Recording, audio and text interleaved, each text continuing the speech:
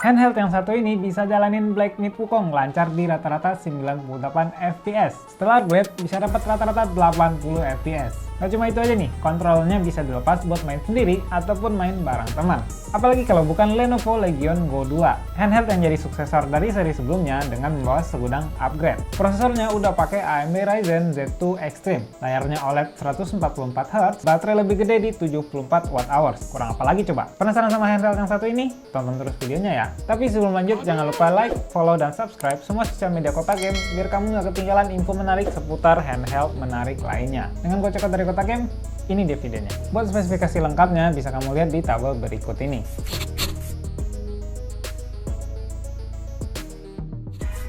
Pada paket penjualannya kita bakal dapat unit Lenovo Legion Go 2, base module, dan Legio True Strike controller. Terus ada controller base-nya, charger 65W Type-C, carrying case, manual book, dan kartu garansi. Legion Go 2 punya warna hitam yang disebut Eclipse Black. Desain bodinya sekarang udah lebih rounded dan ergonomis ya, berbeda dari seri sebelumnya yang agak sedikit kotak di pinggirnya. Tampilannya ini ngebikin dia lebih terlihat premium lagi. Ukurannya saat controller terpasang yaitu 265,6 mm x 136,7 mm dengan ketebalan di 42 mm, sedangkan beratnya ada di 0,92 kg. Sedangkan kalau tanpa controller, ukurannya jadi 206 mm x 137 mm dengan ketebalan di 22,95 mm. Di bagian depan ada dua tombol action button, D-pad, dua buah analog kiri kanan yang tentunya udah Hall effect. Lalu di sini juga ada touchpad yang dilengkapi feedback getar waktu lagi gerakin kursor. Terakhir ada tombol quick setting, tombol menu, page button, desktop button, view button, dan Legion Space. Di sisi atas ada tombol volume up and down, slot USB Type-C 4.0 yang tentunya udah support DisplayPort dan power delivery, dua buah lubang speaker kiri kanan, satu lubang exhaust tempat keluarnya panas, dan tombol power.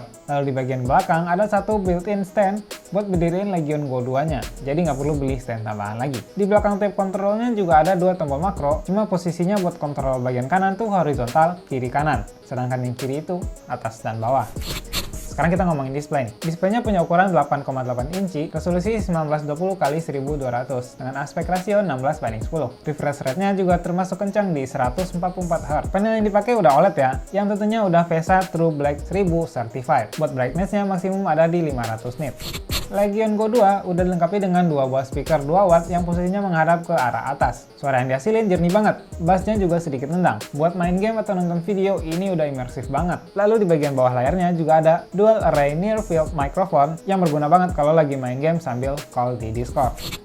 Lenovo Legion Go 2 tentunya udah dilengkapi dengan aplikasi serbaguna yaitu Legion Space. Aplikasi ini bikin kita bisa akses ke semua game yang terinstall di berbagai macam launcher, langsung nggak perlu ribet buka satu-satu lagi. Di sini kita juga bisa mengatur mode performance di Legion Go 2-nya, seperti mode performance, mode power savings, dan bahkan juga bisa kustomisasi mode sendiri. Selain itu, kita juga bisa atur kontrolnya di sini, mulai dari button mapping, RGB, calibration, hingga DPI waktu mode FPS diaktifkan. Buat konektivitas wirelessnya, handheld ini tentunya udah pakai Wi-Fi 6 dan juga Bluetooth 5.3. Koneksi ini punya speed yang kenceng dan stabil, yang tentunya ngebantu banget saat lagi main game online. Lalu kita pindah ke bagian controller. Controller ini disebut Legion True Strike Controller. Meskipun namanya sama dengan controller di Legion Go generasi sebelumnya, tapi controller di Legion Go 2 ini punya bentuk yang berbeda. Kontrolnya ini bisa dilepas pasang, jadi kita punya banyak opsi buat mode pemakaiannya kayak gimana. Kita bisa pasang kontrolnya buat main game atau juga bisa dilepas buat mode tablet. Buat ngelepasnya juga gampang banget. Tinggal pencet tombol pengunci di bagian belakang, lalu tarik kontrolnya ke arah bawah. Saat dilepas, kontrolnya ini bakal pindah ke koneksi Bluetooth. Kontrol sebelah kanan juga bisa dijadiin mouse vertikal dengan disatuin ke docknya dan nyalain mode FPS. Nah, di mode ini, tombol M1 dan M2 bakal berfungsi sebagai klik kiri dan klik kanan. Di bagian atasnya juga disediain scroll wheel. Legion Go 2 punya kapasitas baterai yang lebih besar dari seri sebelumnya, yaitu 74 Wh, yang bisa bertahan hingga 4 jam buat main game ringan, dan bahkan sampai 6 jam kalau dipakai buat nonton video. Lalu buat chargernya ini udah 65 watt, dan tentunya udah pakai konektor USB Type-C, dan juga tentunya udah support super rapid charge. Buat cooling sistemnya, Legion Go 2 pakai yang namanya Legion Cold Front. Sistem ini menggunakan desain aliran udara terpisah yang mengelola udara panas dan dingin secara efisien. Legion Go 2 menggunakan prosesor AMD Ryzen Z2 Extreme dengan konfigurasi 8 core 16 thread serta boost hingga 5 GHz. Kombinasi prosesor dan GPU ini bikin Legion Go 2 bisa jalanin game AAA dengan mudah. RAM-nya ini udah 32 GB LPDDR5X, 8000 MHz, dan storage-nya 2 TB PCIe NVMe M.2 SSD.